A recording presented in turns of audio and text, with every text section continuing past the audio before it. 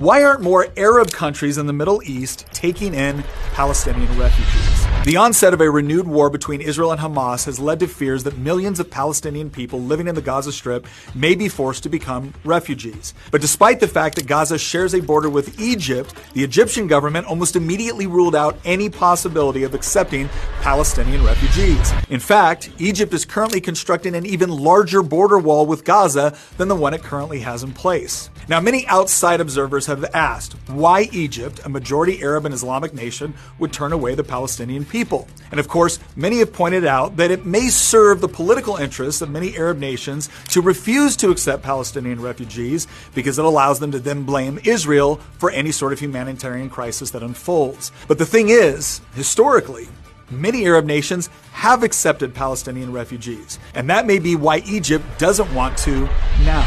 For example, in 1991, the Kuwaiti government actually expelled nearly 300,000 Palestinians in the aftermath of the First Gulf War, and this represented an astonishing 18% of Kuwait's entire population. So what was the reason? Well, the Palestinian Liberation Organization had actually supported Saddam Hussein's invasion of Kuwait a year earlier. And this support only grew after Iraq began attacking Israel with rockets throughout the war. After Kuwait's liberation, the government considered much of the Palestinian community to be complicit in the Iraqi occupation of their country. And in response, nearly all Palestinians were deported in just a few months. And this wasn't the first time something like this had happened. Decades earlier, the Palestinian groups operating in Jordan had come to openly call for the overthrow of Jordan's monarchy in the aftermath of the Six-Day War.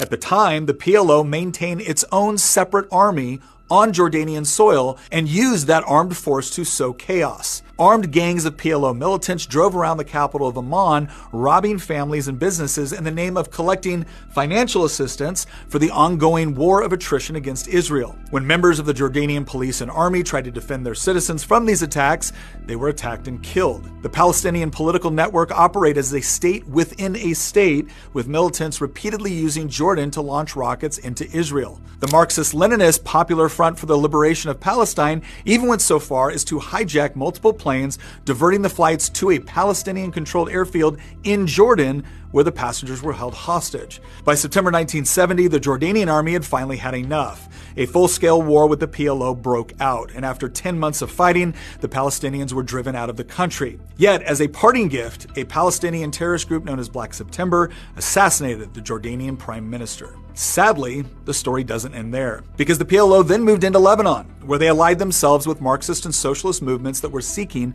to overthrow Lebanon's conservative Maronite Christian government. The presence of thousands of Palestinian militants flooding into the country completely destabilized Lebanon and plunged the entire nation into chaos. Less than 4 years after the PLO was expelled from Jordan, Lebanon found itself in the middle of one of the most bloody and chaotic civil wars in Middle Eastern history, from which it has never fully recovered. In short, Palestinian organizations have not just attacked Israel. They have sowed unrest in many of the neighboring Arab and Muslim countries as well, and this has led those governments to the conclusion that allowing for mass immigration or even just refugee camp resettlement within their borders would lead to domestic unrest for their own countries. And this, of course, only exacerbates the humanitarian crisis for those Palestinian non-combatants caught in the middle. The problem is, as long as terrorist organizations like Hamas and others are elected to represent the Palestinian people, their plight will most likely continue, as neither Israel